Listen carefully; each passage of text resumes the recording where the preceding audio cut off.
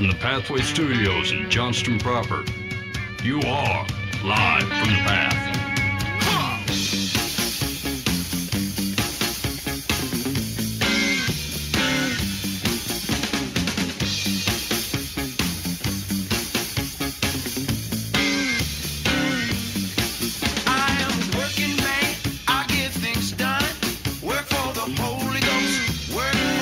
And you're listening to Live from the Path, coming to the Pathway Studios, coming to the, wow. To the, you are at the, that's all, folks. I am at the, what's the thing that the giant chicken says? What's the thing that the giant chicken says? Dan did a Looney Tunes noise, and it made me think of that giant chicken. I say... Foghorn Leghorn? Yeah, Is that what you're saying? The giant chicken? I said, "Come here, boy." What did he say? What does he say? Well, that's buried deep in the recesses of my mind. I don't remember. I can picture him. Yeah. Hey, is it a rooster? We should ask the AI to respond to some advice as if they are Foghorn Leghorn. I'll do that right now. Foghorn Leghorn was my dad's favorite character. I remember that. I think I laser engraved a mug for him with Foghorn Leghorn. Oh man, yeah. In like high school machining class. I say. All right, awesome. I'm working on that. Hey, if you do a good Foghorn Leghorn impression, hit it up on the complaint line. 5-1. He doesn't say "I do declare." Yes, he does. No, he's a Southern chicken. He does. I don't think he says that. Original or extra crispy. 5. He doesn't talk about selling chicken. It's literally his line from Space Jam. That's a perversion. That's not canon. That's a perversion. You couldn't remember his name, and now you're arguing what's canon? It's not canon. What's that giant chicken say? That was your lead-in for Foghorn Leghorn? It's not Foghorn canon. I know that. 515-517-0085. If you do an impression of Foghorn Leghorn, I'd like to hear it. Also, I'd like you to weigh on this canon thing. I think Boo was way out of left field. He's a pervert in the canon. Anyway, I can't stand you. Here's what we got going on the show this evening. There was there was a video there was a men's conference of which Mark Driscoll got chucked out of. So we're going to talk about this. Essentially, he gets out there. He's invited to speak at this men's conference, and he comes out and says, "Hey, man, there's an Astro pole out here, and there's a sacrifice to the gods because there was some sort of shirtless man climbing up the pole, doing some sort of swallowing." Yes, swallowing swords. What it feels like happened is a bunch of testosterone factory fellas goes, "What's the most manly thing we can think of? A dude swallowing a sword, climbing up a pole." And they decided to put it on display at this men's conference. And the Driscoll comes out and basically goes, "Hey, this is like this is a Jezebel spirit." And starts critiquing the thing, gets chucked off the stage, and then the pastor comes back and goes, "Hey, man, he should have brought this to me privately." And he starts, I don't know, awkwardly going, "Matthew 18. Yeah. The whole thing was really weird. So anyway, we're going to read this story. There's not one sane party in this conversation. Like, there's a bunch of iffy parties who have got various degrees of being right. But it's odd, though, to have Driscoll be like the humble guy on the stage. Right. And not the, I mean, obviously he's pretty arrogant. He is who he is. Right. But the dude, kicking him off in front of, you're done. Right. It's like, I'm sleepless because of praying for you guys and your Jezebel spirit. Yeah, everything about it was a train wreck. It was so great. And like, I won't show it to you because it takes too much for me to go find the pictures and stuff. But like, they're trying too hard. There's like a Harley in the back. Like I thought it looked like it was a monster truck rally disguised as a men's conference. Yeah. I mean, it's okay for men to be men. Like, I'm on board. I'm with you. I like to be a man as well. It feels right.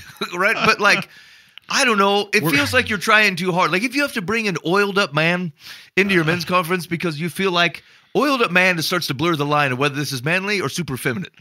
And so, anyway, we're going to talk about it. But he's muscular. Yeah. And that shows masculinity because he's strong. I just can't imagine what actual reaction I would have had if I was there, not knowing, just I don't know if I would have signed up for that. I would have been like, what the heck is going on here? I mean, I don't think I would have had a big righteous indignation or anything. But I would be like, this isn't real. I think I'm at the wrong conference. Yeah. He's like, he ascended the pole. We have a God that ascends.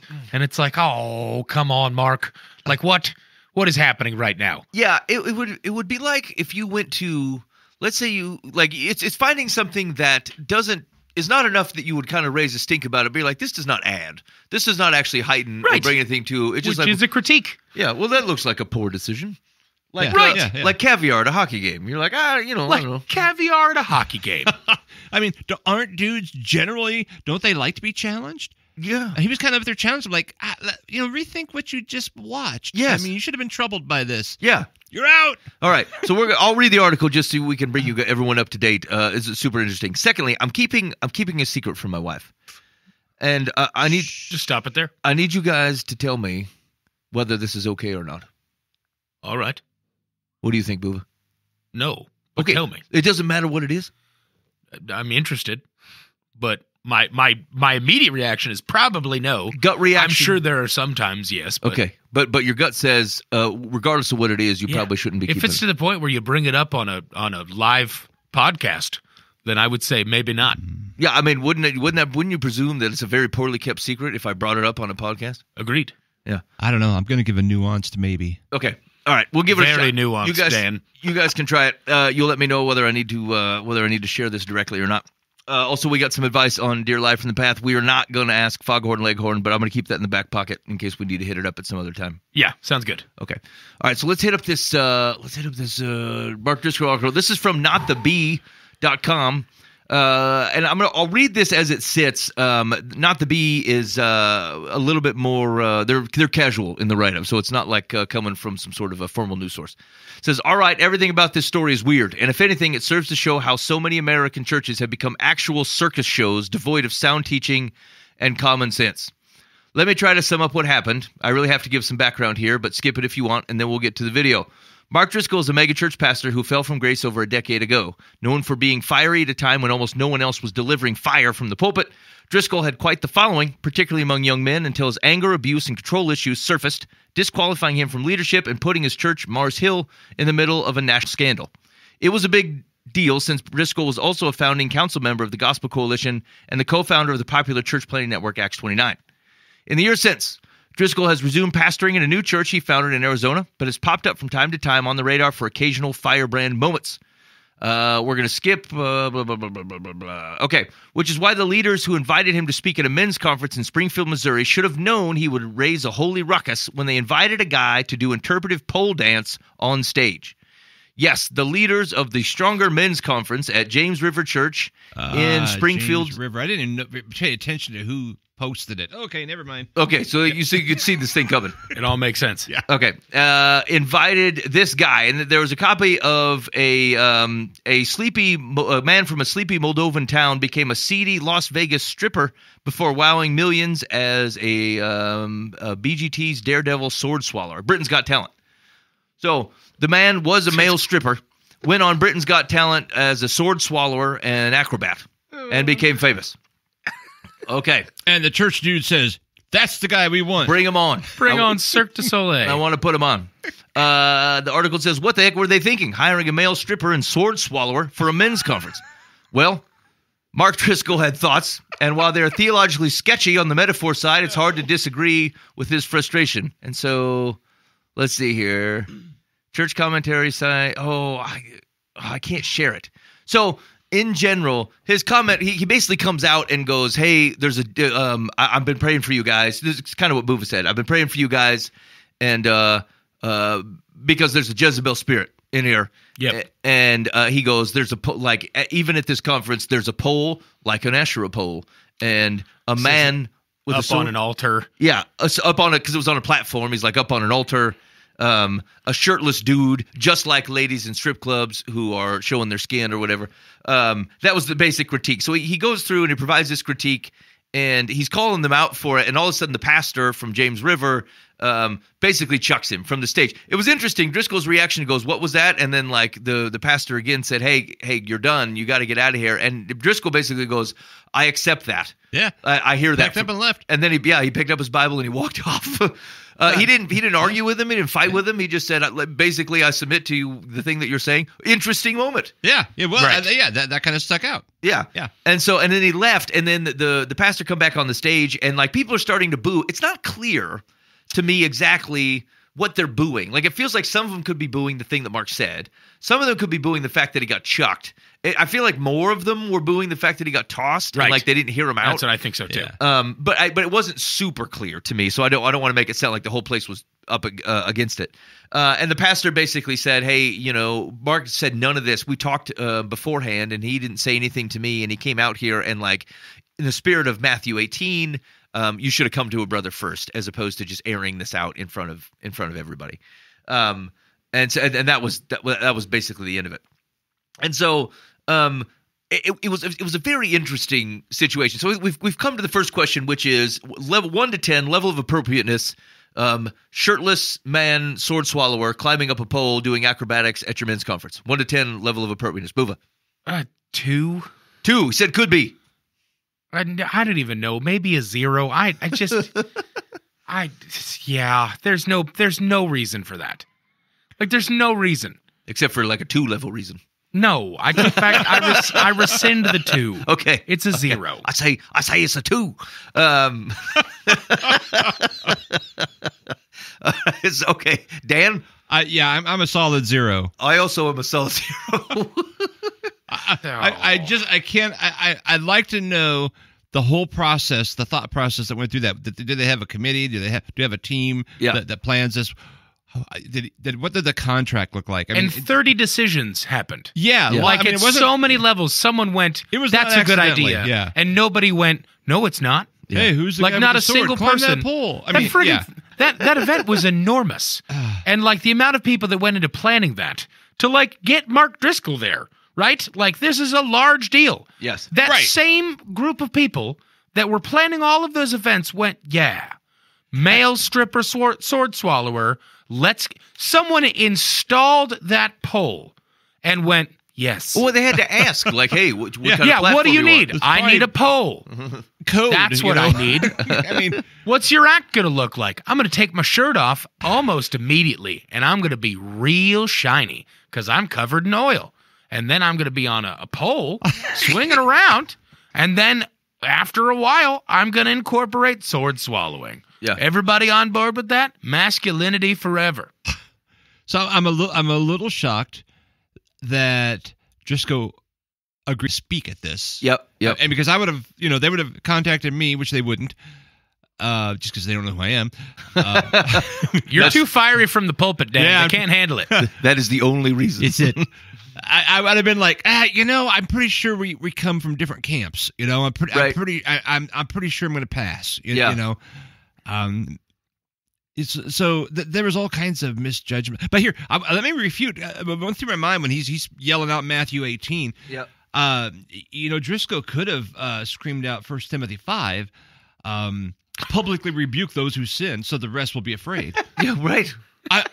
Would have been perfectly legitimate. He didn't say, but go talk to him first. Yeah. Personally.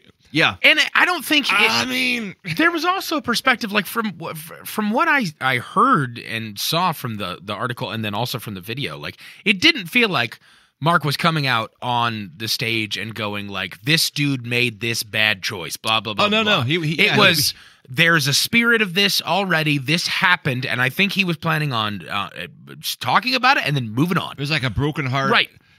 He was even like, I don't mean this as a specific rebuke to anyone. Yeah. Like, he's like, this this is just on my heart and I need to say it out in this moment. We should not be okay with this. Yes. Right, exactly. And he's like, there's a spirit here. And like, look, the hypersexualization of this situation, we're so numb to it and dull to it. Like, this is what we're offering at the beginning of our Let's Be Men in Christ. Now, here's the thing: is like, I think his I don't know that I would connect the things he connected. No, Yeah. agreed. It's not an Neither would I. Asherah pole. No. Awkward. Yeah. Not a No, pedestal. isn't that like a fertility symbol? Like an Asherah pole? Well, there's a lot of sexual things that Yeah, happen. right. Yeah. Which I can But no one understand claimed that, it like, I there's. remember reading about. Yeah, and I can understand that there's a draw between like hypersexualization. Like, he's saying strippers and stuff like that. I get like the Asherah pole's rough. And I think if I don't remember correctly, call me out, but like, I think he was saying something like, and then the gentleman ascended the pole. Yeah. And like, no, only our Lord ascends and all this, like, just okay. I think that's overcooked. His example, I think, is a bit overcooked. I'm always suspicious of people who say Jezebel spirit. I would say Does that just mean 90% of the time I'm like, there's adulterizing happening around here? An evil influencer. I think generally, because like if you think Jezebel's influence of Ahab to go take actions. Right.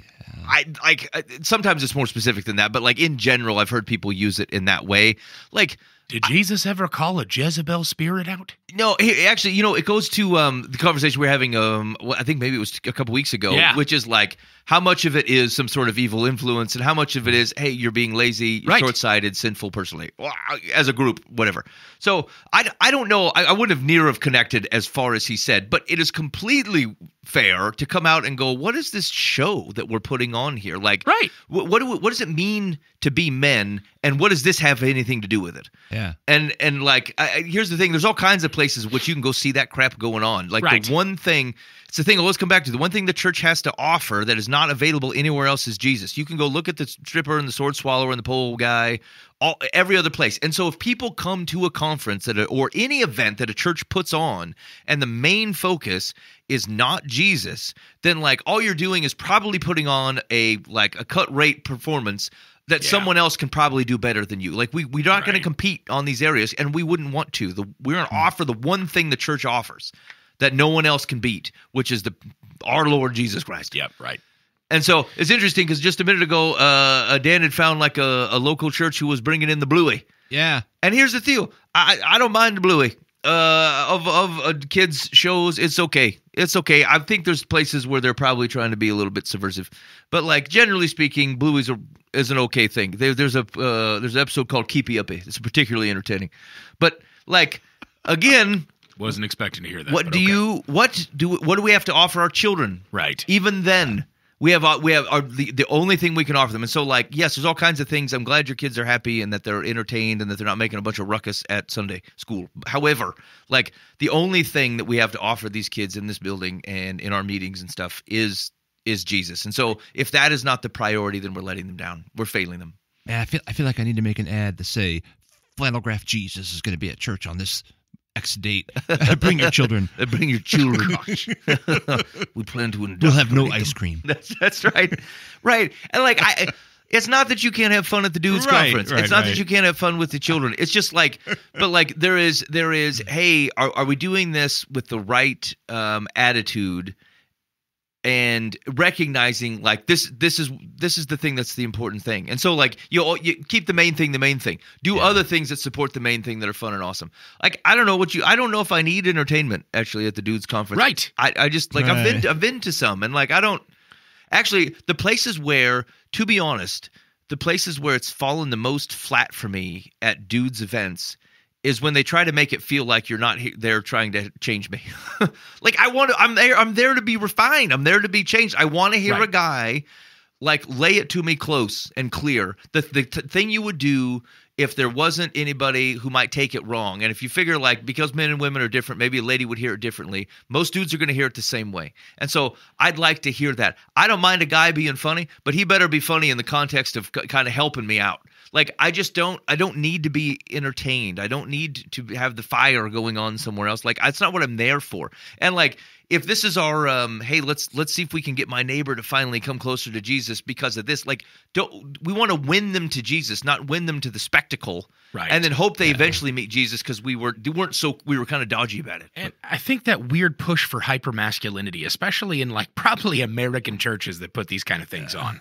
Like it's like this Hollywood Expendables Sylvester Stallone rendition of what a man is. And then we're going to go ahead and tailor all of our content so that we can we're taking back what it means to be a man. We're no longer pansies and blah, blah, blah. I'm like, I don't know if we're saying the same things, to be honest with you, sir. Like, I don't know if it's chainsaw juggling and like, hey, man, we're going to set stuff on fire and it's going to be great. And like, we don't bathe ourselves because that's lady stuff. Like that kind of thing. I don't need that. Like, we should be crying after like the biblical experience of what the Jesus experience of what a man is. Like, that's the deal. Which has some element, like some of the elements are sometimes that you go like there's only certain types of people who agree to juggle chainsaws, and you need men like that. And yes, right, but like it's don't don't make me. I want to be a righteous follower of Jesus, not a cartoon. Yeah, and you're right. trying to drag me back into cartoon, and you're trying to make. And frankly, God looks like a cartoon when you do stuff like this. What's that old quote? Something about if you attract them with the circus, you'll have to keep the circus. Or Yeah. It's old time preacher, Right? 1800s or something. We've been doing this for a long time. It's just now we're just doing it in more fantastic ways with sword swallowing. That's true. Oiled down. Come to our dudes. men's conference. Now- We've got fireworks and whiskey. Here's the thing. Here's Like, what's what? here's what's probably true. It's probably true that if you were to watch this conference start to finish, I bet 80% of the stuff you'd go, yep, absolutely. Built up. Right. You know what I'm saying? Like, you're not most of the time we're actually pretty close here. Yeah. We just we can't hold on to the fact that like the gospel does the work. Jesus does the changing. The Spirit does the guiding. Like we just get nervous when you turn it all over to the Lord here. And so we try to fill in the 20% with some sort of weird garbage. And that's the thing that threw it off. Because like I cannot imagine. It's interesting. Somebody I knew, this had to been 10, 15 years ago, was vacationing. And they said they stopped at James River. And they're like, you should check this out. This pastor is really great. And it's like, okay. So I checked it out. And here's the thing. Some of that stuff that man said was super weird, like real touchy-feely or something that didn't seem connected. It's like Joel Osteen-ish, but also like hyper. Again, I don't like saying hyper Holy Spirit because that's not like I'm in on that. I mean, but like not connected to any other parts of the good news type of thing. Kind of building his own kingdom. Yeah. Yes, and he was very eloquent speaker, very good. But here's the thing: 80% of the things he said were true. I would agree with him. Yeah. It's the other 15, 20% where I'm like, dude, it just went off the rails. If you just had not said that, we could have cut the thing and it would have been fantastic. Actually, some of the fallibilities of Mark Driscoll, I'd actually put him at like 90%. And that's me giving grace on his Reformation background, right? Like, it's not that they're not right, but then there always becomes like a man's kingdom stuff in here, or like, hey, we just don't think. Let's give it a little extra. Like, you don't need to give it a little extra. And so it would be unfortunate that you were put on a conference where you would agree with 80, 90% of the things, and then some dude's idea is up in the front, distracting the world. And like, I just stop that. Like, in fact, that's what you should do. You should submit your church event idea and then give it to a secondary committee whose job is to go, can I pick out any of this that Dave thought of? Like, can just run through the agenda and go, yep, that sounds like something Dave thought of. It's out. We're not going to do that. And like, whatever, it's not near that black and white. Like, have fun, but bring in a good band. Totally righteous thing. It draws people in, doesn't cause distractions. I think that's awesome. Have good food and drink. Also awesome. Celebrate. Sing loud. If you want to shoot a cannon every once in a while, I guess I don't care. But like, AC/DC did it. Joe, that's right. That's right. Anyway, it was an odd situation. Odd situation. And Driscoll actually, besides that weird Jezebel spirit thing he said, he called out the right thing, which is what I would have liked to happen. I think it would have been cool if he started to say that, and the guy from James River, the pastor, would have got up and go, give me a microphone, let's talk this out. Yeah. In front of all the dudes. That'd be a dude thing to do. That would have been great. Yeah. And like watching two guys coming from different positions talking about theological reasons as to why we have a problem here or not. Somebody may be repenting, somebody making sure that they're talking about things in a way that still honors the man next to them. What an awesome thing that could have happened. That'd been great. Chucking people. That's a wussy thing to do. Quit being a sissy and throwing people off the stage. You know, it's really funny. I haven't listened to a Driscoll sermon for a long time, and it just so happened this morning I was doing some painting in one of our rooms here, and I thought I'll just throw in a just random sermon. I just threw in a text, and he popped up. Oh, listen to that. Yep. And he was like, it was in his new setting. Yep. And he was all hyper excited. I'm so excited to be here. And he was screaming. And I thought, dude, you're trying really hard. But it was still pretty good, solid stuff. And then, all this information started spreading, you know. And I thought, wow, this is really weird that I have two things on Driscoll on the same day. Such a weird deal. What an incredible way to break down the good news is to like see 90% truth. And then 10%, and then people that are just shaky on this stuff just fixate on the 10%, and then miss out on so much truth. Yeah, I don't know if it's me getting older or maturing finally or something. I could give a rip at people like me if they are impressed with my style or anything. Yep. I'm just much more, I guess bold's the word to use with talking about stuff than I used to be, because I'm just like, this is, you need to hear this stuff. Yeah. I mean, this is scripture. This is Bible, and this is what it says.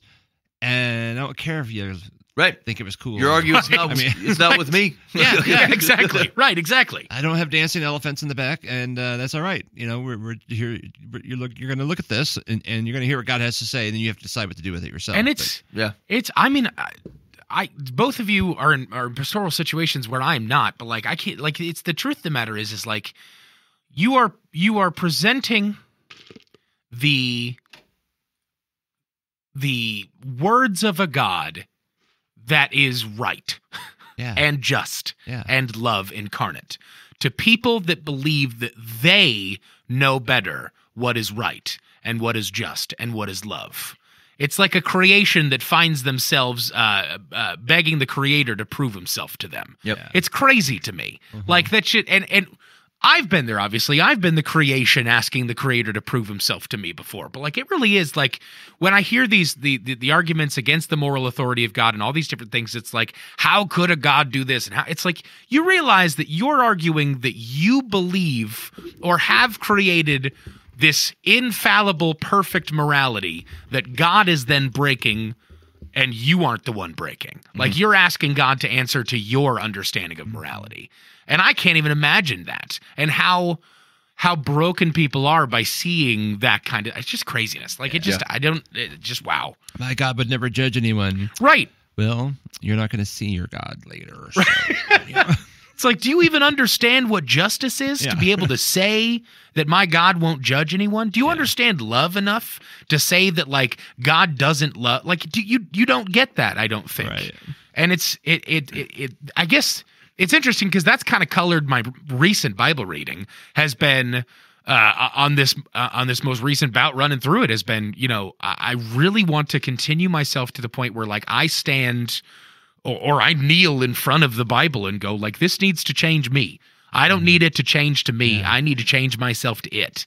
And especially going through some of the Old Testament stuff where it's like, I don't know. I don't understand. Like, why? I don't know why God would act this way. I don't know how God's justice is shown here. But if I hold true that God is completely love and completely just, and those two things are not working against each other, then this move that maybe I wouldn't have made in my lack of wisdom versus the omnipotent creator of the universe, that, like, this is love. And I need to bend my spirit to understanding that that's the love of my Father, and I don't understand it all the time.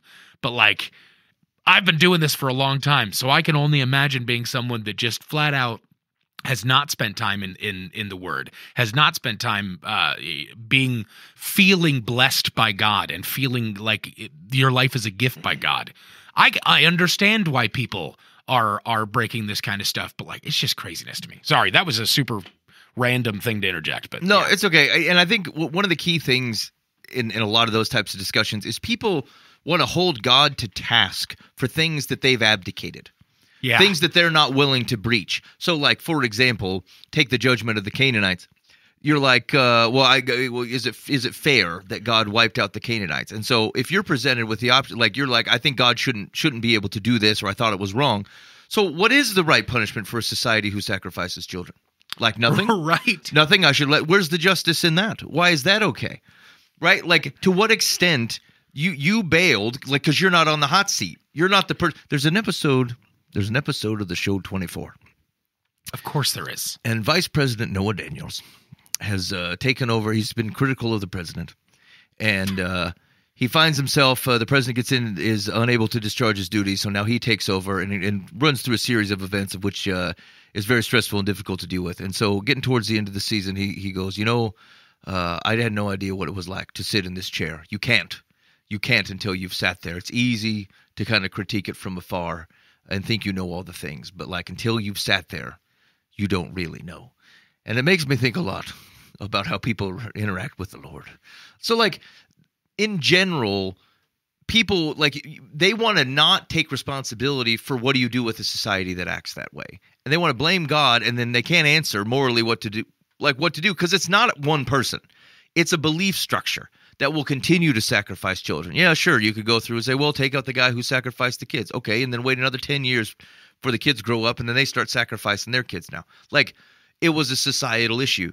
And so what is your sense of justice? Like, a lot of the people who are having that critique, actually, I think it's a right question, because it's difficult. Right. It's difficult to look at. It's difficult to say, Lord, sure, there were a lot of really perverse things going on, but weren't there innocents? Isn't it the same question that Abraham is asking? Mm-hmm. Before Sodom and Gomorrah, right? He's saying if there's but 50, 45, if there's 40, if there's 10, whatever. Like, if there's only a few righteous people, will you stay your hand? And in that reckoning, there weren't, right? But like, do I trust? Do I have this? There's a part that I actually don't have a problem at all with God's judgment upon the Canaanites in general. What happens to the potential innocent women and children? Yeah. And probably a few dudes. That's the thing that requires trust. It doesn't require trust for me to accept that, like, if he's a God of justice and justice need to be dealt out, justice was dealt out. We don't generally even have a problem with this. You're okay with the police arresting people who did the wrong thing. You're generally okay praying that God would intercede in a spiritual, unnatural way when you want the abused victim to stop getting abused. Because what would normally keep happening is they keep getting abused. When you're praying about it, you're asking God to step in. So, like, you're totally in with God intervening in all kinds of ways, and you believe it to be fair. And so those are things I don't have trouble trusting God. It's the peripheral things. Like, right. And so then I have to say, well, I have to trust that God either, like, that was a mercy of his to them in some way or another. Like, maybe he rescued them. Maybe in some way or another he allowed for them it's the same way I think about unborn babies, or like the grave injustices in the world. Like, God's going to have to be trusted. Same thing, he's got to be trusted on the what if you don't get the good news to everybody. I actually think we're pretty close. But like, I have to trust that God has this handled. So there's some of those things which are like really good questions, because it reckons with the reality of God. If those questions didn't exist, I would say you don't actually believe it. Right? Because like a person who's concerned about doing the work of Jesus goes, well, shoot, man, if there's a reckoning to this and some people didn't know what the heck is going to happen, you should care about. If you care about God and you care about people, it's a great question you should be asking. You should be asking, how do I understand God's justice when there may be circumstances of which misbehavior on the earth spreads out onto other people? The sin of one guy fell onto other people. Why do they have to bear the consequences? How is that fair? How do I understand these things? As the moral center, you should be able to ask those types of questions. But a lot of times that we're just abdicating. Big people who are arguing with God are just they wouldn't sit in the same chair. They'd say, well, society will work itself out. It never has. Mm-hmm. Like, the morality of the people will solve this situation. No, it will not. It also never has. Right. Like as a matter, and it's just interesting because they're like, why do we need the morality from God? Like, won't most people? We all agree that murder is wrong. Well, that's interesting because 200 years ago, we did not all agree that owning a man was wrong. Right. We did not all agree that you couldn't treat them as property. We did not all agree of all kind that just because you weren't born in this country, we should be able to round you up in different camps because your people may be against us somewhere in the world. And admittedly, as a species, we still don't all agree that you can't murder. Yes, right. We think it's okay. Maybe if you're not old, maybe if you can't survive on your own. Although you are allowed to kill a baby and you can't stab a guy in a ventilator. We're duplicitous in this particular matter. And so, like, we don't all agree. And, like, the majority, like, might makes right, the majority making the moral decisions, like, that has been dangerous everywhere for all time. And so you don't actually believe that, but you're willing to buy it because you don't want to have to accept that maybe there's a God with a moral load that comes into the world. And I get it, man. I hear what you're saying, brother. Yeah. Some of the things in life would be a lot easier to go if we could just go with the crowd here, because the crowd is getting real loose and real self-focused and self-centered. A lot of things that I might enjoy. But, like, you can't. You can't. It's out. Anyway, another time. Take a deeper. All right. Speaking of moral problems. What are you hiding? I'm hiding something from my wife, and I want you to tell me whether it's a problem or not. Here's the setup. My wife has it comes up. We've got 4 kids, 1 dog, 2 cats, about 15. I had 16 laying hens, and I think I'm down to 13 because there's a coyote around my place, and he's got a hold of 3 of them. Okay. I fired a warning shot about a couple days ago. It seems to be working, but now I got to wait him out every day this week to make sure it doesn't come back. And also in the garage, there are roughly 50 more chickens, 30 of which we are going to ceremoniously murder and eat. The other 20 are going to start laying eggs. There's a decent amount of land at my house, stuff to mow, stuff to fix. It's an old place. So lots to do. Lots going on. We have a gravel driveway. This is the big rub in my house, which means every time you open the door, walk in from the road, there's dust everywhere. Like there's no keeping up with the dust. It's bad. And so anyway, it's common. It's common that my wife feels like she's carrying too much of the load in making sure the house continues to run successfully. Because we also homeschool, and so she's got a burden during the day to do those things. And so I always don't take this particularly well. I always think I'm doing a pretty good job, and I find these critiques unfounded. I'm generally wrong about that. I know that. I know enough to know that. Okay.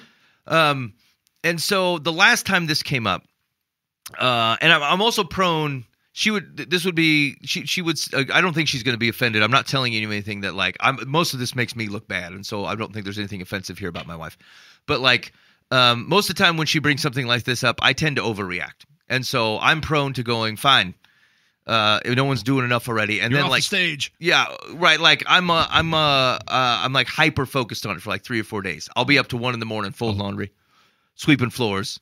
And she's like, "Hey, we should get ready to go to bed. Maybe we can, go to bed at the same time tonight." I'm like, "Can't. Fold laundry." Here's the deal. She's done that to me plenty of times in a non-nefarious way. Like, "Hey, I'll be up in a minute, but we got to fold the laundry."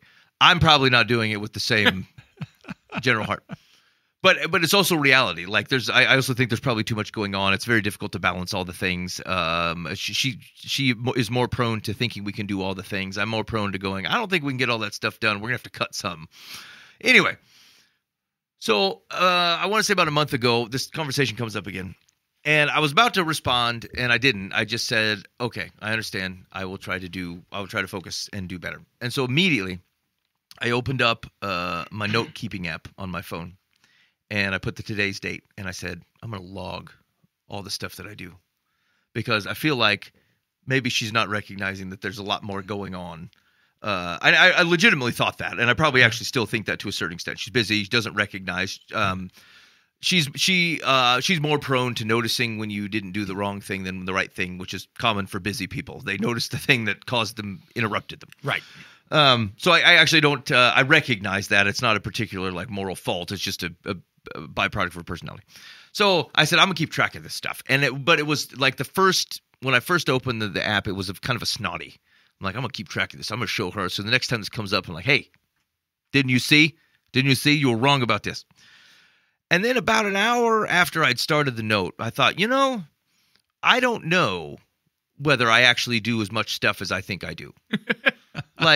I go to bed at night, and we're up late. We might be up till 1:30 most nights. And I think that I've spent my time righteously, but I don't actually know that. I'm just under that impression. And so I thought, this actually is probably a really good thing, so that I can look at the end of the day and go, did I, regardless of whether my wife is right or wrong in this particular scenario, do I feel comfortable how much I am contributing to my house running? Now, again, for clarity's sake, I'm not sitting. I'm busy, but I don't know what I'm busy in, actually. And it may be things where, not that it's not a righteous thing, but if I had to choose between one thing or the other, could I go 2 weeks and not fold anything or switch the laundry? I might do that. I might think that I they load the dishwasher all the time, but maybe actually it only happened twice last week. And then I got busy with other things, and it was okay to me that I didn't do it. But the reality was I only touched it, which means all kinds of things happen at my house that I'm not keeping a reckoning of, right? Yeah. And so I thought, hey, this is going to be really good. Now, so I start keeping track of it in my notes folder. I don't want my wife to see it because I don't want her. Two things that I'm worried about. One, I don't want her to get the wrong impression. I don't want her to the thing that I started it for is not why I'm continuing to do it. And I've been doing it for about a month. And I'm afraid if she opens up the notes, that she'll see all these logs and journals. And it looks like I'm trying to stack up a bunch of stuff as some sort of critique to her. And like that died about an hour in. I'm actually not doing it for that. And I have found you actually get to the end of the day, towards 10 o'clock at night, and maybe there's only 2 things on the list, and I'll go do other things because I don't want, if I needed it to facilitate a discussion or to feel like I'm actually contributing to the house, like there's only 2 things on here. Right. Could I go do something? And so like I'll go sweep the floor when my inclination was not to do it. So it's actually been super helpful to me. Nice. And I actually think I'm doing much, much better and realizing places where I might be prone to thinking I did good things and didn't. The second thing is, and this is where this, like the first one, I like, if that was it, I feel like I could probably have that conversation, realistic with my wife. The second thing is, and this goes back to kind of a personality thing, maybe even to me, this is really on the couch, this type of thing. My wife is not a super encouraging person. She knows this about herself. And I am not generally encouraged by her. She does not motivate me, because it tends to be, because again, she tends to notice things that aren't done well or didn't happen, or fell short of her expectations. It's not likely to be a compliment in there somewhere. And so I would be so disheartened if she were to find the list and have a negative reaction to it. Right. And but it's helping us. It's helping us. It's helping me, and it is helping us. Even though I'm not sure, like she hasn't said anything about it for like a month. Like there's been no, hey, things have been different. Because again, it's probably what she expected to begin with. But in the back of my mind, like in fact, she went to go grab my phone and she was looking for a note where we keep track of updates that we're going to make to a particular room in the house. Like I've got all those notes and they're shared with her, but her phone wasn't close. So she grabbed my phone and opened up the notes app, and I took my phone from her. I said, hey, and I told her, I said, look, there's something in there that I don't want you to see. It's not bad. There's nothing wrong with it. But like, and I'll show it to you eventually, but like, I don't want to show it to you right now. Yeah. Right. And it felt okay to me to go, look, I just want you to trust me. I'm telling you it's not a problem. Because like, I don't know what kind of nefarious thing I'm going to have in my notes app. Yeah. Anyway, so like it feels like it's very low possibility. But at the end of the day, it is something that I'm not openly sharing with my wife, and that at risk of her seeing it, I did take my phone from her and said, I'll find the list for you, or I'll go get your phone. And I know, and she's like, I don't like this. I'm like, I understand what you might be thinking. But again, think about it. What could be happening in the notes app? And I promise you there's nothing weird going on in here. Is it okay? And so my situation, but then I thought, like, is it okay that you have, is a spouse okay to have a personal journal? A place where they digest their thoughts. Because sometimes, I remember I've had this conversation during an argument with my wife that like I wanted to stop talking about it because I said, I don't think I'm handling this well. And I need to think about it. Yeah. And saying out loud, like, I don't know that I love her and I'm with her forever. She's my life partner. But sometimes she's not the most helpful to me in trying to go walk through my own thoughts. Yeah. I need a little bit of space. Is it different that I wrote it down and looked at it and didn't give it to her to go look through? And so as much as I'm all in on like your phone should be totally open, you shouldn't be, like, it's not, you don't want to start down a slippery slope on hiding things from your wife. Yeah. There is a reality to, at least in my mind now, that goes, look, you know where this may not be best if she were to see that list, and she may take it the wrong way. And like, that's something we probably should work through anyway. And maybe, and we are, like, we just both approach things in different ways. Yeah. She's working on being more encouraging. I'm working on being not a lazy loafer. Okay. But that doesn't change the reality that like something that's being valuable to us isn't, I don't know. It's not, my first inclination would be not to show her. So am I wrong?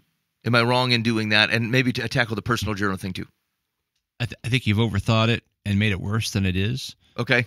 Because now it is. Now she's thinking about it. Now it is a secret. Okay. And your mind just goes to the worst things, whatever that is to her. I mean, oh, he's planning a getaway to move to Colorado with Louise down the road. Yeah, whatever. Dang it, Louise. But I think if you just, when the time comes, like you even said it, just, hey, this is my accountability thing. I'm tracking myself because I haven't tracked myself well. And so this tracks me and lets me know, oh, look, I am lazy. Yeah. And so, yeah, I think your motive is right, but maybe just more honesty in the, what's to be angry with? I'm trying to track myself.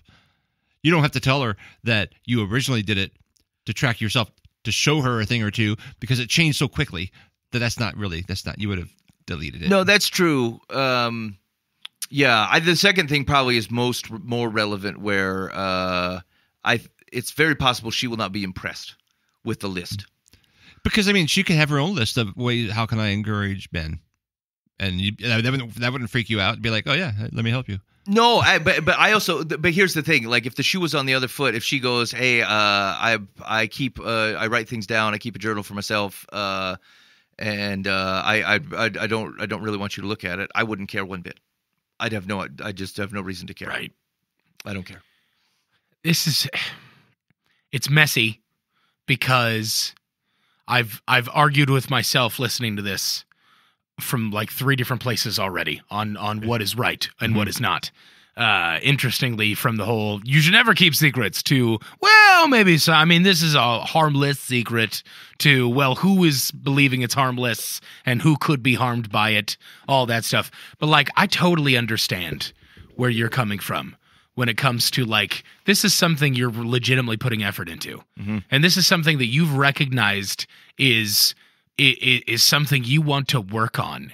And you're proud of yourself for. Like, you have every right to have a pride in this of like, hey, changed behavior. Exactly. Yeah. This is now accountability that I have continued to change this behavior. It's something that I don't like about myself and I'm working on.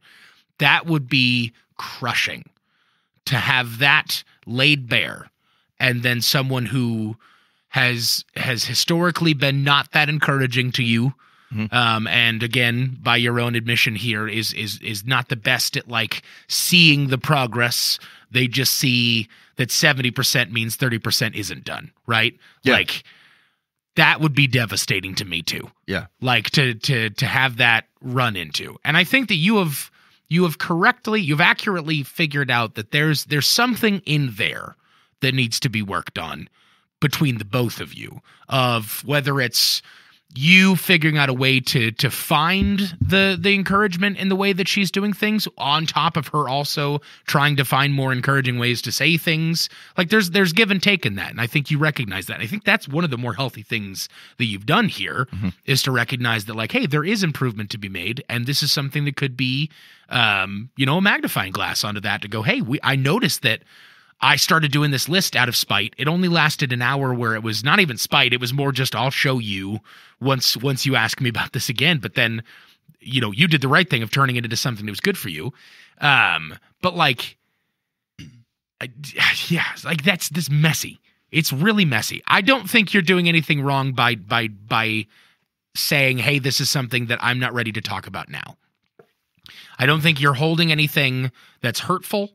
I think that there's a level of looking at the entire relationship that you guys have had, where she can go, this is not a secret that I need to be super worried about based off of like all of our history, all of the community that is in, all of these different things. He's willing to be open and honest about this kind of stuff. You've said plenty of things about this. Like, it doesn't sniff as though this is going to turn into a really bad thing. Yeah. And so that's why I'm not super inclined to say that like this is dishonest and like, you need to come clean about this because it's something that's you're hiding behind her back. So, I just, for lack of a better advice than just empathy, like, I can understand why that's messy, and I can totally understand why you're trepidatious. So back in the day before there were smartphones and we had paper calendars and everything, my wife and I had a difference of opinion on the frequency of intimacy. Right? That never happens. I understand. I think that's uncommon, Dan. It's uncommon. Tell your weird story. I've never even heard of this before. So because I knew it was so uncommon, I decided in my little paper calendar I was going to put an X. Yeah. Whenever intimacy happened. Yep. And my whole purpose of that was so I could show her See, I counted. You think it's a lot more often than it is. Right. Now, I have never told her about that. Yeah. And I never followed through after like however long. I finally thought, okay, this is ridiculous, and I don't have a good heart on this. That's what you have to be careful of. But you stopped yourself quickly. Yeah. You fixed it very quickly. So, yeah. I just wanted to say the word intimacy. No, I think that's fair. Yeah. I think that does bring up an interesting point, because that is one of the things I considered, is that like there are also sometimes in those conversations I do feel like I'm dealing with unnecessary feast famine, like no one's and everybody's, or none of the time or all of the time type of stuff. And I'm like, I know that's not the case, but here's the thing, like even though I know that to be true, whatever the perception is my wife's perception is that like it's often enough, that she sees it as all the time, everybody always does blah blah blah, or no one ever does blah blah blah. I'm like, well, that's probably not right, but the semantics may not matter either way. If I hear my wife rightly, what I hear her saying is that like she feels like she's overburdened and doesn't have enough help, and I don't know, our kids are old enough and probably shouldn't be leaving things out and all the other things that we're doing. And so this felt super weird to me, because it was so rudimentary for a man who's been married. I'll be married 20 years next year, to start with the assumptions like just presume your wife is right and take it from there. Yeah. Like if I just said in some way or another, and this is what's been helpful in this particular conversation, is like in some way or another, my wife is probably right. Yeah. And so why don't I figure that out? Let's figure out in what ways she's right. And then if I have some sort of feedback in ways that she wasn't right, she doesn't even know. Like, here's the thing is that like, I don't even know that I would ever have to tell her that I have a list. Right. But if she goes, but it would help me jog my memory if she were to say something like, hey, no one ever helps out with the dishes. I would go, actually, I'm pretty confident I did the dishes like 6 days last week. And so I hear what you're saying, like you needed some help yesterday and no one was around or whatever. Yeah. But like I need to pull you back, because she is still my wife. I do still need to make sure that our household is representing to each other correctly. Right. I have to tell you what, most of the things that I'm trying to mediate between children and wives has to do with someone exaggerating. Mm-hmm. And so I am the middle. I'm the mediator. I'm the voice of reason that goes, what you're saying, I understand why you're reacting that way in this situation. It is not fair to talk about your mom as if that is always the case. So let's focus on this particular situation. Sometimes it goes the other direction. And so that is a ground of which I wish to hold to make sure that we're actually solving the right problems. The wrong problem is no one does any dishes. The right problem is everybody was tired last night and went to bed and left my wife to pick up the dishes or something like that. That's the right problem. That's not everybody sucks all the time. You know what I'm saying? And so like it would be – I frankly don't have a good memory. I don't remember things that I've done. And so, okay. I think this gives me some room. Maybe she doesn't listen to the show. Otherwise, I would have just given the whole thing away right now. Maybe I'll just say, hey, you should listen to last week's show. Sorry to interrupt you. I apologize there. But if you were to tell her that you have this list, and that it has been helpful for you, operating as after the hour under the guise of like, let's find out. Like, where's the truth in this? Like, my wife is right here. Let's find where it's at. And I found that I feel more productive and able to call upon the things that I've done by having this list. I'm willing to show it to you and share to you that I have it. But what I'm not asking for is you to take this opportunity to then tell me how much better my list could be. Because like, there's a certain level of I'm willing to be open about this. But I'm not asking this as a level of please give me all of the feedback about how much better I could be. Take this in as a way that this is helping me to achieve more transparency and or productivity, in what I'm wanting to do. Like meeting expectations. Right. This is for me. This is not supposed to be an evaluative thing for you to be able to look at and go, see, no, you weren't right, and blah, blah, blah. This is for me now. This exists, and that's what I was worried about showing you. Yeah, I'm 50-50 on how that might. And that's totally fair. That's why I'm asking it as a question, not offering it as advice. Yeah. I think maybe based upon you guys' advice. I think maybe what I'll do is I'll say, I'll ask her. I'll say, look, the thing that's in my notes is the thing that's for me.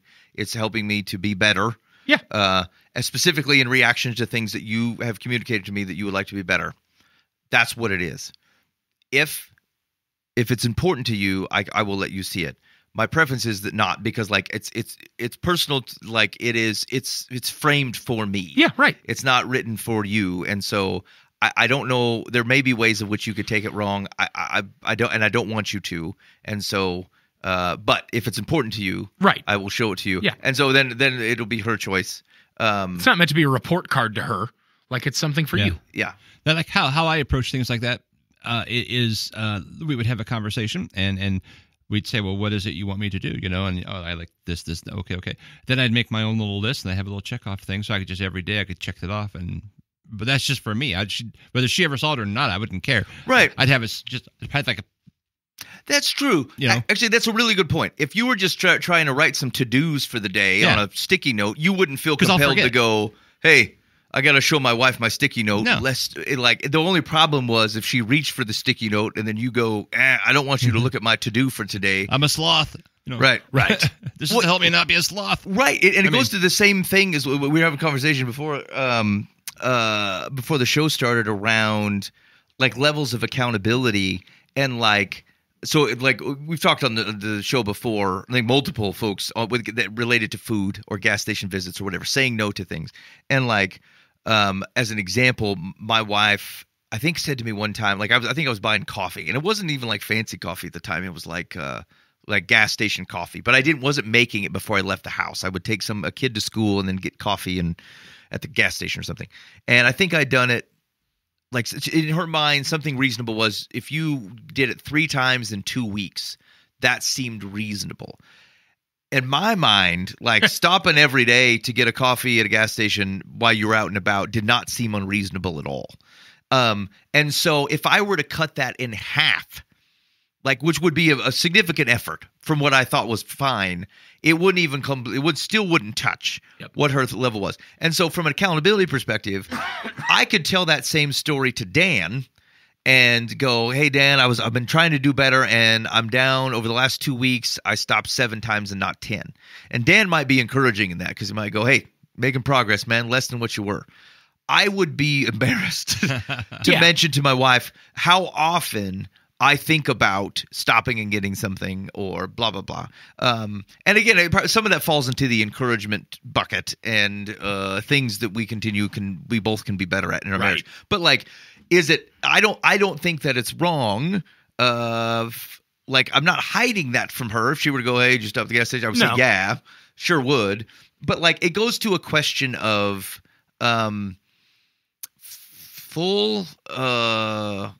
full transparency all the time, like vomiting of it, I'm not sure is absolutely necessary because you're your own people. Like you're going to do things in different ways. Yeah. And some of the things are causing I don't need to know, for example, if my wife, like I said, we homeschool, whatever, I wouldn't even care about any of these things actually. But like if she were like, 2 hours, we just decided not to do school today. I said, kids, go do whatever you want. And I caught up on reading a few texts and whatever. Like, I don't need to know that. I don't care. Like, as a general rule, I trust you. Things are going fine. You tell me if you need any help, and I'll be glad to help you. But like, don't feel like you have to report to me your failures for today, unless you want to. Like, if you want to share them with me, and I wouldn't consider that hiding or dodging.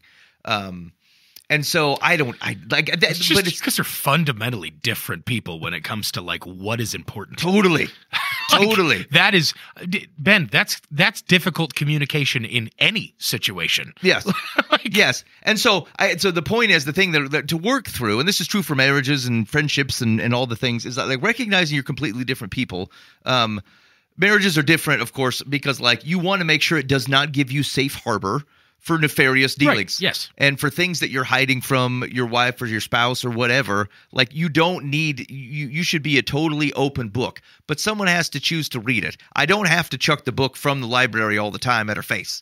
I just don't think that's necessary. Yeah. And but again, but you do need to test it, because it is a caution that you could start to get to a place where like you just get comfortable spending money and not saying anything about it, or things that they wouldn't approve of and they would tell you to stop, but you don't want to stop, and so you don't mention it. There's a danger in it. There's a danger in it for sure, which is why I brought it up. Yeah. All right. You're listening to Live from the Path. Do you have any feedback for me? Hit us up on the Live from the Path complaint line, 515-517-0085. Call or text. If you feel like I'm completely out of line and you know my wife and you want her to listen to the show, it'll all give it away. It's totally fine. I obviously recognize that releasing this to 8 people on the interwebs opens up the possibility that she'll find out. However, maybe you have similar situations or other things that you're going through that you're like, well, I don't know, this feels grayish. Maybe you want Live from the Path to speak on it, given our advice today. But anyway, Live from the Path, Bob Ives, our complaint line, 515-517-0085. Call or text.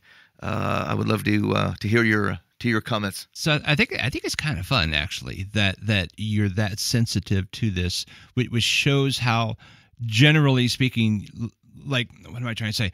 Like, if my wife picked up my phone, I would give a rip, because whatever. Yeah.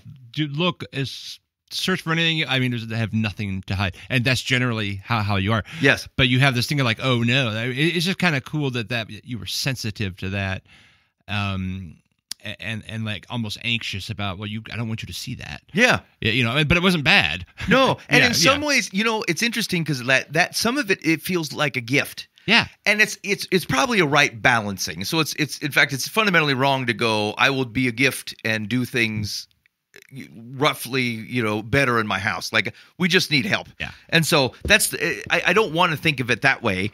But there was something where like I didn't want to, like, if she were to just think back 6 weeks from now and go, things have actually been a lot different. And this is and that's great. I would like her to be able to receive that openly, as opposed to feeling like, again, like I don't want her to feel like, to your point, like she's going to manage, like, let me check your list. Like, I don't want that to happen at all. No. And it would tank it. And so, but anyway, and I'll be honest, I have actually suggested to a couple other fellas within the last few weeks doing this very thing. And I was actually going to have my kids do it too. I keep neglecting to talk to them about it. But like, because again, it's odd. It's odd if you don't examine your days. Like, you get under some weird impressions that you just don't realize. Sure. I thought I did a lot more. I thought I'd done a lot better. Especially like when there's key things going on in our house and I realized that 2 weeks could go by and like I didn't pick up the broom. Now it's fine. Like, there's older kids in my house. Things are normal that my wife would do. I fixed the lawnmower. She generally brooms. Okay, fine. But like, realistically, does it make sense that 2 weeks could go by and I never saw anything that would otherwise cause me to go, it's going to take me 30 seconds. I should go grab that broom and sweep this up, especially with the gravel driveway. No, that's actually not acceptable. That means I'm not paying attention. And so anyway, just in case it's helpful, if I start a movement, then I feel like it goes down easier with my wife. But fellas, maybe just keep track of it for like a week or two and see if you feel like, yeah, this is rightly balanced, or, you think you're nailing it and maybe you're not. And so just write it down. Keep a journal. Gosh, the journal thing is super helpful for me because, like, in my past, I have been so lazy. Yep. Like, so incredibly lazy. I would go weeks without cleaning my place when I lived by myself. Like, it was bad. It was really bad. And so in a relentless pursuit to break that, I'm fairly mindful of, like, when my laziness tries to take over. And so, like, ever since getting married, it's funny because I think, wow, she's stuck with me, and I feel terrible about that most of the time. So, like, how much worse would it be if she was stuck with me and I didn't do the dishes? Is a very good, like, thing to motivate me sometimes. But, like, I'll find myself where I'm like, I'll see a piece of trash on the floor next to a trash can, and I'll be like, I'll pick that up later. And then I'll take 3 steps, and I'll turn around and I'll be like, it's the stupidest crap you've ever said. Why? You looked at it, you saw it, go do it right now. Yeah. Like, go back and do that right now and throw it away. Because she'll do it. Well, after you walk away. The interesting thing in my household is, like, my wife does a great job of, like, oh, this is going to sound so bad. She's fantastic. I love her to death. I'm home all the time. And so, like, I see stuff more often than she does. And, like, cleaning happens for her when she's, like, has days off at work because she's away from home at work. For me, like, I'll be on a meeting and then I'll take my dish to the sink and then I'll realize after that meeting, hey, go do that dish real quick and throw it in the sink or throw it in the dishwasher, get it done, and then go back to work because I'm 10 feet away from it all day. And so, but anyway, I just say that to say that, like, the journaling can help me on both sides of that, to where, one, I can kind of praise myself to go like, hey man, you're not as lazy as you think you are sometimes. Like, you do good things. But then the flip side of, like, but maybe there's even more you could do. And, like, but that's okay. Like, find those kind of things. So yeah. Actually, and it could work. Getting back, I actually think the intimacy check marks aren't bad if you have the right heart about it. Yeah. Because, like, sometimes, you probably should put some effort into things happening more often. Yep. And if you're getting busy and going, look, we did not make time for making time. And, like, I knew Booba would love that. There's a shirt right there. That. T-shirt of the day. I hated that I did. So much. I knew he would love it, so I said agree with it so much, and I hate it so much. But here's the thing, and, like, either side of the relationship, there's always something that is important to somebody. Yeah. And, like, sometimes you don't realize when it's important to them, then they are more aware of it than you are, that the thing is missing. Just, like, frankly, and we've talked about this before, so I won't belabor the point, but, like, oftentimes the person who's home, or, like, the person who's primarily responsible for taking care of all the things in the house recognizes all the things that aren't done, where I just might walk by them. I rarely think about the cat litter as an example. And so, she's going to be very aware of something, and, like, I legitimately hadn't put 2 seconds of thought into it, but what it looks like is that I'm neglectful about it. And so I actually, my journaling has expanded a little bit. Now there's, like, rough pockets of, here's something that happened today. Like, if it took a significant amount of time out of my day, I wrote it down. Or, like, I realize, how long has it been since I've, my wife and I have made time to go out on a date? Well, I don't know. I don't want my whole life to be a series of, like, check boxes and tracking 50 things. Yeah. That's not what I'm trying to get to. However, if I don't track at least loosely some of these things, it's getting my focus right now. Yeah. And it's probably going to get my focus until I have better habits. And then something else probably will get my focus and I can start keeping, notes of it or whatever. But, like, it's just been super helpful. And frankly, it's allowed me, I'll look back and I'll see, well, there's a day where I literally didn't do anything, or, like, a gap where I'm like, what happened? I was out of town. But you know what that should remind me? Not, I'm off the hook because I didn't do anything, but I was out of town. Is like, that means my wife took the full burden on when I was gone. Did I say something?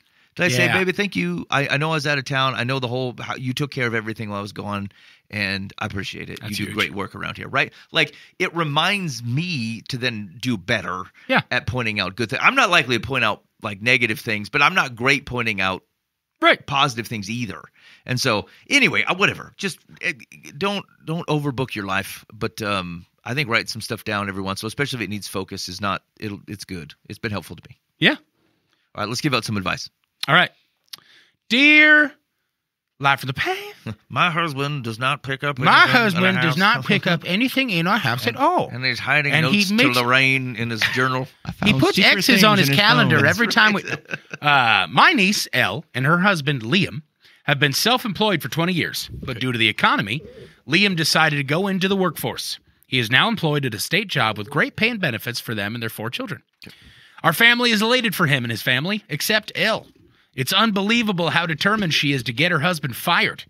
She can't stand for Liam to be away from her. She fights daily with him, telling him he has chosen a job over his family. They were always a nice family unit, but now Elle is destroying it because of the insecure, overbearing control she needs to have. It's heartbreaking to see, especially since their teenage kids are looking for other places to sleep due to the constant arguments. Wow. I wish I could make Elle understand that this job means they will no longer be struggling financially, but she doesn't care. She wants to be near Liam at all times. The situation is awful. I can't believe they may end up in divorce court because her husband got a great state job. Your thoughts on this, please? That is a tough position to be in for the dude. Right. You're doing the thing. Well, okay. Let's start with, where can I sympathize with the wife? You work with your husband for 20 years, and he has to find a job that is not working with you all the time. I can understand how you would prefer the other thing. Yeah. That would be great. And but it is not his reality. It is your reality. Like you're as a couple. It is a we reality. We can't make our bills.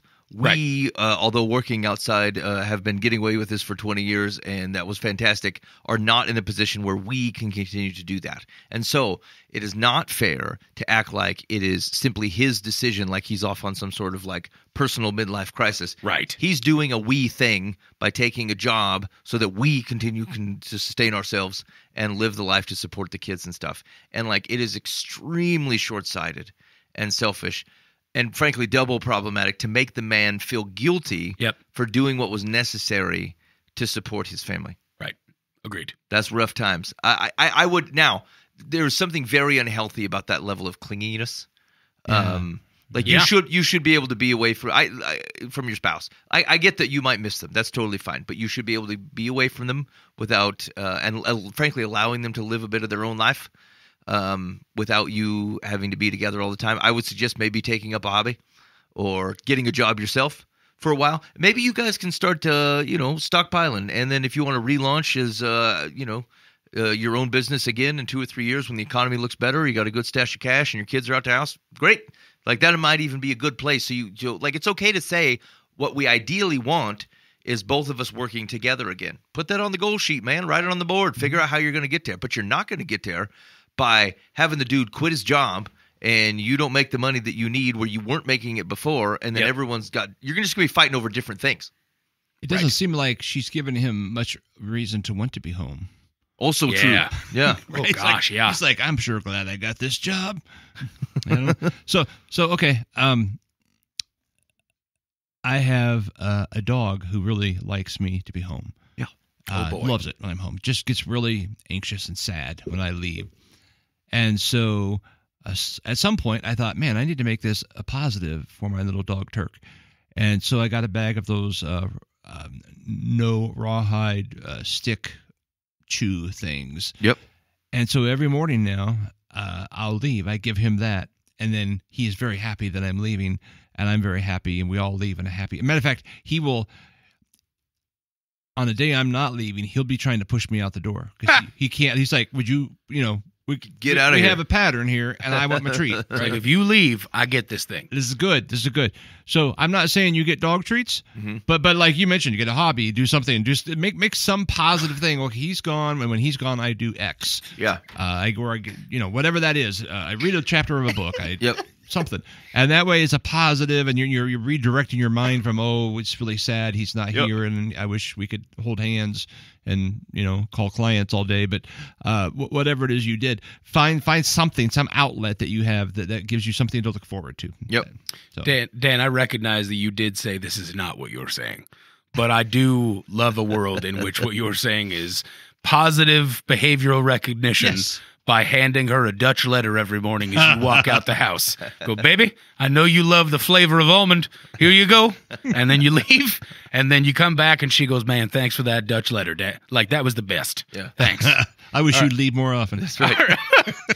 All right. Give me a dozen of those. Oh, gosh. Secular says, I think your niece's insecurity and insistence on having her husband on a short leash at all times is unhealthy, to say the least. She needs professional help, and Liam should insist upon it.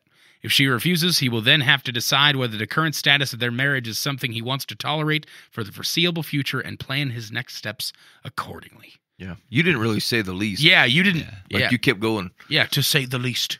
And I'm going to maybe add in here as well that she's talking about her niece. There's a good chance you really don't know all the facts. Yeah. Mm-hmm. That's a good point. I mean... Yeah, you might be getting it from the kids that are reaching out looking for a place to sleep. Right. Like, and that's not a trustworthy place. Yeah. Okay. Yeah, it is true. And actually, Boov and I have talked about this recently, that like you almost never, was that you and I were talking about it? Maybe. But like you almost never get a whole story. Yes. Right. Like everyone's a fallible narrator. Yep. Right. Yeah. And so I would maybe, like, if you only got one person talking, maybe vet it out a little bit. Maybe offer to talk to them both. Why don't you do that? Why don't you invite them over and say, before you offer divorce? Yeah, right. Talk it through with them. Yeah, if you're the close aunt that can have that conversation, great. Yeah. And maybe, here's the thing. is that like what could be difficult for the lady is not only that her husband's gone, but like he's almost crafting a life without her. Not intentionally, but like think about it this way. If let's say let's just go with the traditional work setup. Mm-hmm. He leaves his house the morning at 7:30, 8 o'clock. He's going to listen to a radio program or a podcast or music that they are not both listening to. Mm-hmm. She's not used to that. They're used to being together, working together, whatever, right? He's having lunch with coworkers that she doesn't know. He's got stories that she has not privy to, like a whole context of his life. And for a long time, too. He's got, let's say he works 8 hours a day. You got a half an hour either side of commute. You're 9 hours, and that's if you're not stopping random places. Like she didn't just lose – that's right, at a gas station. She didn't just lose like a marriage or like a coworker. He also has a life that feels like it's going on without her. Now, that's not the reality. Like, I mean, it is in some ways, but like, there's no reason to see it that way. Yeah. But like, there's a lot to reckon with here. And like, if you're the type of person who's a bit clingy in here, this is going to feel worse than just, well, thanks for taking one for the team. Do what you have to do. Exactly. Because like, the reality is, sometimes I've had this conversation at my house, is that like, I know like sometimes my work does not come up with a lot of the deadlines are a little bit squidgy, and I get to choose. Like my day gets partitioned out, but like I kind of get to maneuver around if I want to. I get to say no to things if I want. Sometimes I get to leave early if I want to. Like it feels luxurious, but like it's not really. Like or like I have my own separate life. Like, oh well, you went out to lunch. I'm like, I just ate lunch. Like it feels exotic. Right. Yes, I didn't go on a trip. Right. Chicken nuggets. And even traveling, because I'll travel every once in a while, and like it feels like, oh, you got to stay in the night at a hotel. I'm like, the last time I was out at a real divey Hyatt. Like it wasn't, Hyatts sound nice, but this, whatever that was, the weirdest conference. It was a Lowit. Like, the Hyatt was like super nice. It was a really nice one, except for they wanted like $400 a night for the room. And I said, I'm not doing that. And so I ended up at a Hyatt that was close to there. This was not the same level of Hyatt. It looked like an apartment building. Oh no! All right, at which like I mean, okay, I got to spend some time where like other people weren't dragging for my attention, totally. But it was not luxurious. It was like I would have preferred to be in my own bed and at my own house. But it seems different, and so like I sympathize with her. I'm not even sure it's a counseling problem yet. It's definitely not a divorce problem. It may not even be a counseling problem. It's just a transitional life thing. And so invite them over. Maybe you can be the center who helps navigate. Is the husband being insensitive to those things? Even if he wouldn't have felt them. Maybe the dude would have no problem settling in. He just acclimates to his life. But it's different for her because it feels like she's left behind. Okay, maybe he needs to handle things a little bit more sensitively. Maybe he needs to come right home, make sure he's not doing anything extra so that it doesn't feel so different until she can get used to it. So like I would say it's a talk through first before it's counseling, and then it's probably counseling, and then it's still not divorce. It's figuring out how to acclimate to this new reality. Yeah, I think he should maybe make a note in his phone of different things that he can do. Right. Maybe monitor that. Right. Take a look at it. She'll feel more fulfilled, and so will he. That's right. That's right. We got time for one more? I got time for one more. And another thing. Dear Live from the Path, my husband and I retired 6 years ago and moved from California to Texas. I have 2 grown sons, and my husband has 2 grown daughters still living in Cali. My husband's oldest daughter, 50, just came to visit along with her 10-year-old daughter. On the Sunday they were to leave, my husband was to take them to the airport in the morning and leave me home to read my Sunday paper. Before they left, his daughter wanted a picture of all of us together. I told her I didn't want a picture taken in my nightgown, but she said it would only be from the neck up. I acquiesced, and she took the shot. 2 days later, former clients of mine from California posted on Facebook how glad they were to see me look so happy in retirement. My husband showed me the Facebook posting of me from the waist up in my nightgown on his daughter's page. I don't go on Facebook. I don't want my likeness on Facebook. And I'm not happy that after expressing my feelings about having my picture taken in my nightgown, his daughter put me on Facebook. Isn't it common decency to ask someone before arbitrarily posting their picture on Facebook? I don't know if it's common decency. It's not. Yeah. I mean, absolutely you could make a case that it would be good. It's a good idea to say like, "Hey, do you mind if I post this on Facebook?" And she's 10. Yeah. Well, it wasn't the it's the 10-year-old that posted. It was the 50-year-old. Yeah. Oh, okay. Yeah, the 10-year-old wanted the photo. The 50-year-old posted it. without cropping it. Yeah. Yeah. Waist up in a nightgown. Well, I mean, why didn't Sounds like a terrible album you just name. change your clothes real quick? She was very excited to be in her nightgown reading her Sunday paper, Ben. Is she like Angel Reese, everything kind of flopping out? Or Yeah. I don't want to think about or answer that question. I'm just, why would you be so upset if everything's covered? Yeah. I mean, maybe, yeah. I mean, I don't like to be seen in my nightgown, regardless of what's covered. Right. I don't look great in a muumuu, Dan. It's just the truth. I can picture it. I think It's tie-dye. Don't worry about it. Oh, that does change the image. Hold on. Recalibrating. Recalibrating opinion. Oh, dear. Oh, dear. A tie-dye muumuu. Say no more. Where does the circle originate? Where's the radius?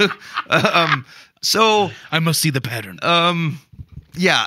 So you need to let this go. I think it would make sense. Like if she knew you were sensitive about it, and so is it necessary to post the picture? No, it's not. The world would have continued turning without a picture of you in your nightgown for sure. And so the 50-year-old daughter certainly, I think, should have respected your wishes. However, I would submit two things to you. If she wanted a picture to commemorate the moment, I think you should have said, "Give me 5 minutes. Let me change my clothes." That would have been good. Like, what is in this paper that you haven't like? My crosswords. Yeah, it'll be there whether you have a blouse on or not. Okay, and so you should have offered to change your clothes. Secondly, even though she did post it, like, what do you care? And so far, experientially, the only two things that have happened are residents that go, or your previous clients that go, "Hey, you look happy." Yeah, right. They took it positively, and like. Most people don't love pictures of themselves anyway, and so like I wouldn't worry about it. Like even if they saw it, and even if you weren't your best, things are lower than they should be. The makeup's not on like you would want, whatever. Oh, gosh. Like, okay, and so what? What do you like 75? What is like? It's time to give it up. The thing is, though, things are lower than they should be. It's the concern in the 90s. I often will post embarrassing pictures of myself because I think it's funny that everybody tries to put the best. Dan gets on ahead social. of it. What's that? I said Dan gets ahead of it. Yeah, exactly. He's like, "You're not going to find a photo of me. I really don't care. I'm going to post it." If I have something on my teeth, I'll make sure I post that. Right. You know, I do something stupid, I'll post that. And the problem, because so many people try to put their very, very best, and I realize that for that reason, I often ask people's permission. Hey, can I put this on? You know, just out of courtesy, especially my family. I can't think of any family member I've never just thrown him up there. But if she's not even on it, why does she care? Yeah, what do you care? Yeah, it's like if she's not going to see it again. Nobody cares that much. It's not like they framed it and put it on their wall. You know, It's like, okay, they saw that. Oh yeah, and they went on with their life and liked 17 cat videos. Right. So, it reminded them of you, and that you existed, and it brought back happy memories. I thought you looked relaxed and retired. And the person that says, "I don't want my likeness on Facebook," is also the same person that if they had a Facebook, they would share that stupid thing that gets shared around by all the old people on Facebook every time that says, "I own all of this and I don't let anyone take all of my pictures and you can't have it, internet. And by the way, my actual profile picture is a recipe for a snickerdoodle." Yeah. Because I don't know what I'm doing. Here's what I know is our generation as like recognized that like the game is up, man. They have you. Yes, they do. They have 100%. I don't whatever protection you think is going on. And I don't even have my birth certificate. I don't exist. Get off Facebook if you want to. Every grocery store's got you on film. People are filming you all the time. Like there's a guy we work with a guy who's like very adamant. Like he people can't take his picture because they're gonna. There's a hotel I was at Minneapolis one time, and like when you walk in the door, it just takes your photo and puts it up on a big screen. Like, okay, it was supposed to be hip. This was a weird hotel. Another Hyatt. Now that I think about it, you need to get out of these Hyatts. No, I take that back. It was a Radisson Red. I gotta find this picture. There was like a reindeer in the shower tile, and then some surprised spaceman painted on the back of the wall behind the beds. Like he's like, okay, hold on, I'm gonna get back. It was something like this, like his phone's.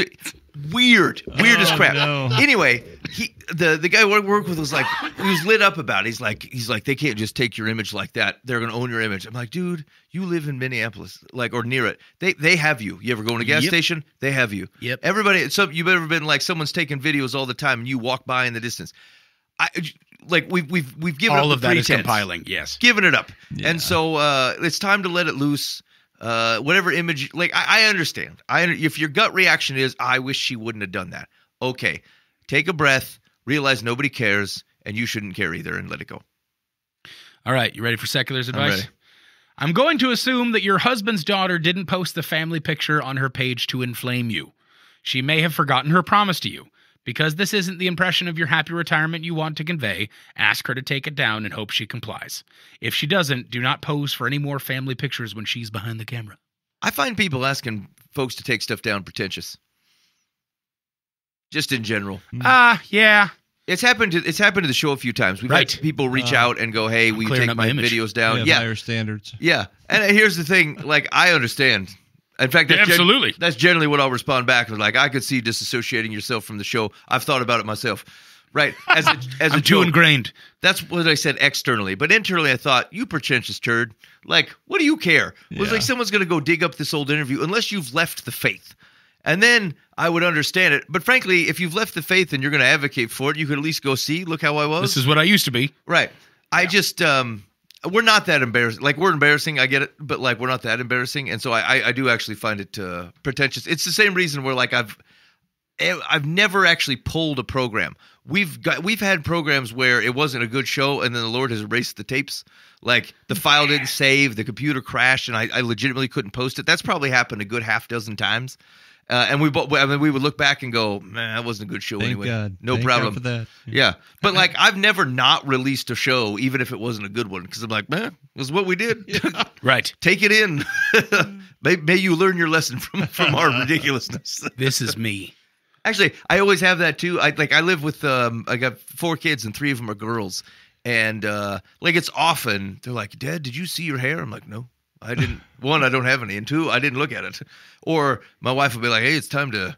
I got hair coming out my ear. She's like, "Did you look?" I'm like, "Nope." I'll tell you this: I haven't examined my ear in probably 3 weeks. Why? Like, and it's because in general, I'm like, this is what I look like. Yeah. I was like, "Dad, can you?" True. I can't believe that you're going out like that. I'm like, it's what am I gonna do? Like, I made peace with myself a long time ago. Right. I'm a very average looking man. And I have an average-looking receding hairline. There's no distinct figure about me. Like, I'm just a very normal-looking fellow, and I don't think anything about that. That's okay. It's who I am. See, what am I supposed to do? That's funny, because I'm ugly, and I know that, and I'm fine with that. But like, if there's any manicuring that I've done to my appearance and or what I put out to the world, it's for your good, people, not mine. Yeah. Like, I'm not actually doing any of this for me. Like, I wear undershirts because no one likes the belly. Like, if I reach up to grab a canned good off the top for a lady, I don't want any hangage coming out from under my shirt. So I wear undershirts.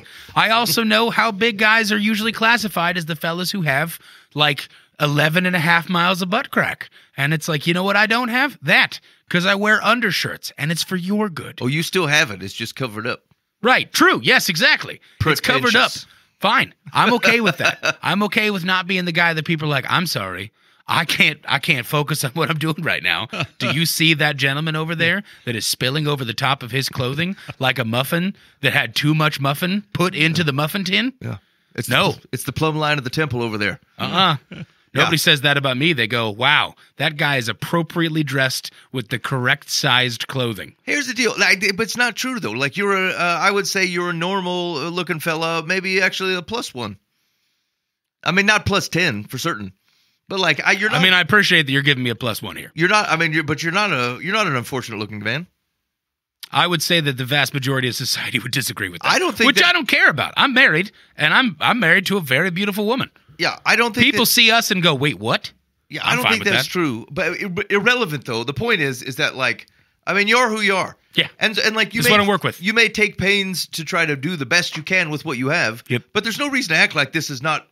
Like, I don't have any more than this. This is what I have available to work with. This is why I go to a good barber. His name's Nice Guy Ian. He's great. and that's the only thing I got to go with. Is that's the presentable thing I can fix. Mm-hmm. Make my hair look good. Yeah, shave my eyebrows a little. Give it some He'll definition. do it. Yeah. He'll do it. I've never asked him to, but he'll do it. I don't. Yeah. Anyway, you're listening to Live from the Path.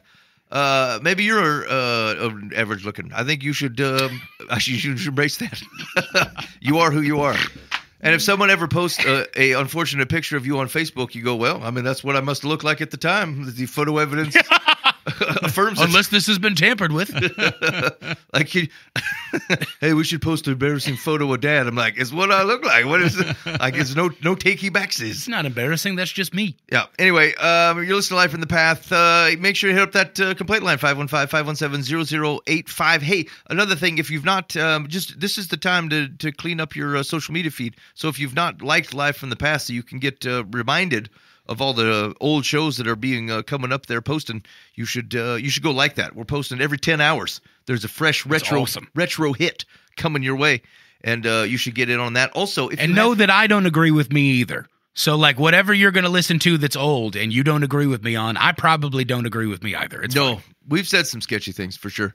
Also, if you've not left a comment or rated the show on your podcast app, may this be the time. In fact, I want you to start a note journal every day and just indicate whether you remembered to rate the podcast and leave a comment as to how great it is or if it's terrible, whatever. Just be kind to people and say true things. And that way you can keep track of it. So if I ask you, you would be able to say, no, sir, actually, I admit that last 13 days I've not done that. But you should remember to do it. And then I won't. Then every time I say it, it's not to you. It's to the other poor schlub who's not done it. And so you should just get it off your list. Okay? Taxes first, and then rate Live from the Path. And then you should call your dad or something. See how he's doing. In that order. Wow. You've been listening to Live from the Path. We are going to cut you loose. It is very likely we will be back next week, although I suppose we'll see how it goes. In the meantime, be faithful in the means. God will handle the ends. You've been listening to Live from the Path.